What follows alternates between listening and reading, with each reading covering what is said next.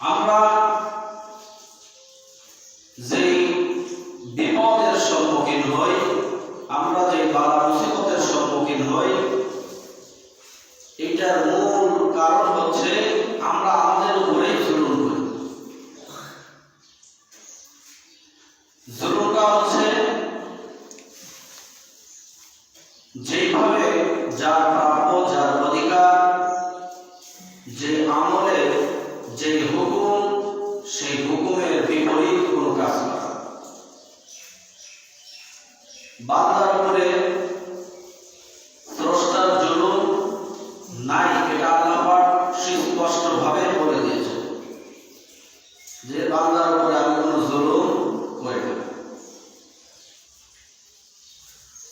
বান্দা তার অধিকার আল্লাহ তাআলার পক্ষ থেকে গ্রহণ করে থাকে। এই অধিকার গ্রহণের দিক থেকে মুসলিম অমুসলিম সকলেই আল্লাহ তাআলার পক্ষ থেকে তার অধিকারটুকু গ্রহণ করছে। যেমন আল্লাহ তাআলা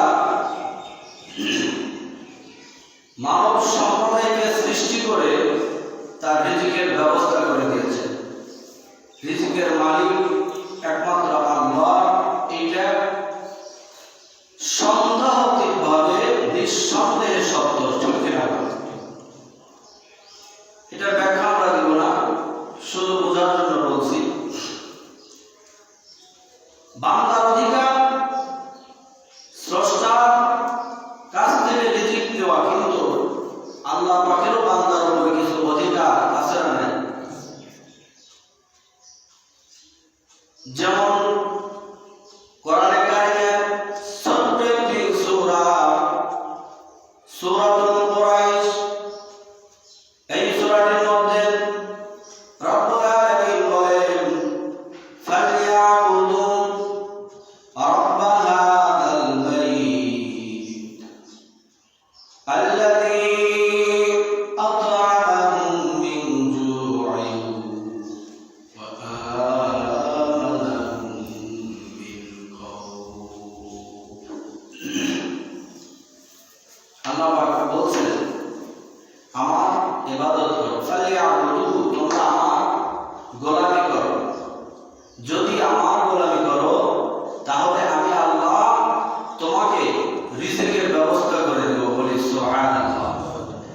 শুধু তাই নয়, তোমার যখন টেনশন হবে, যখন তুমি বিপদের সম্মুখীন হবে, বিপদগ্রস্ততার সম্মুখীন হয়ে আমি আল্লাহকে স্মরণ করবে, আমি আল্লাহ তোমাকে নিরাপত্তা দিব, শান্তি জীবন উপহার দেব।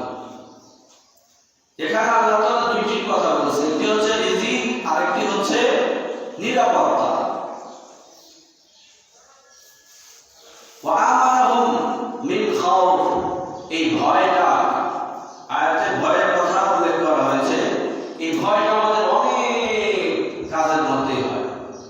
কেউ খাবারের ভয় করে, কেউ শত্রুর ভয় করে, কেউ জীবনের ভয় করে, ঠিক কিনা? না জানে কখন আমার মৃত্যু হয়ে যায়, না জানে কখন আমার খাদ্য সংকট হয়ে যায়, না জানে কখন আমার জীবনে অর্থ অভাবের কারণে আমার জীবনটা স্বাস্থ্যময় থেকে সংকুচিত হয়ে যায়, ঠিক কিনা? এই জন্য আল্লাহ পাক বলছে যে বান্দা আমার ইবাদত করো, আমার ইবাদত করলে রিজিকের ব্যবস্থা করে দিব, পাশাপাশি তোমার যত ভয় আছে ভয়গুলো আমি আল্লাহ নিরাপদে পরিপূর্ণ করে দিব। বলে সুবহানাল্লাহ। এই যে বান্দা আল্লাহ তাআলা অধিকার বান্দার উপরে, এই বান্দা আল্লাহ পাক সৃষ্টি করে ছেড়ে দিয়েছেন।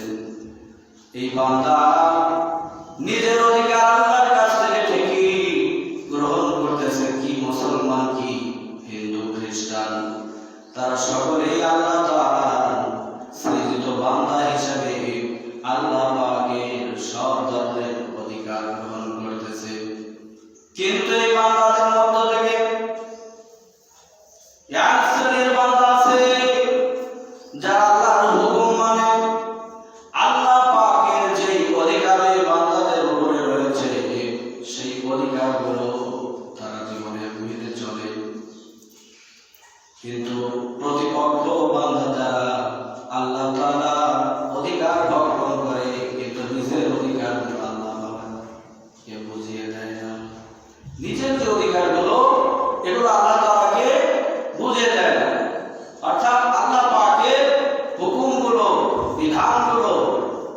সে পরিপূর্ণ করেন।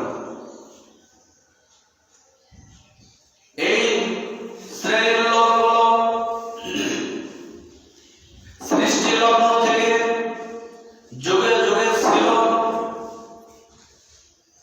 সর্বশেষ মুহাম্মদ আমিন মুহাম্মদুর রাসূলুল্লাহর যুগে এসে 500 বছর হযরত ঈসা আলাইহিস সালাম আসমান উঠে যাওয়ার পর 500 বছর কোনো দাওয়াতি কাজ জমিনে না থাকার কারণে এই উশৃঙ্খল লোকগুলোর সংখ্যা এত বেশি হয়ে গেল, যারা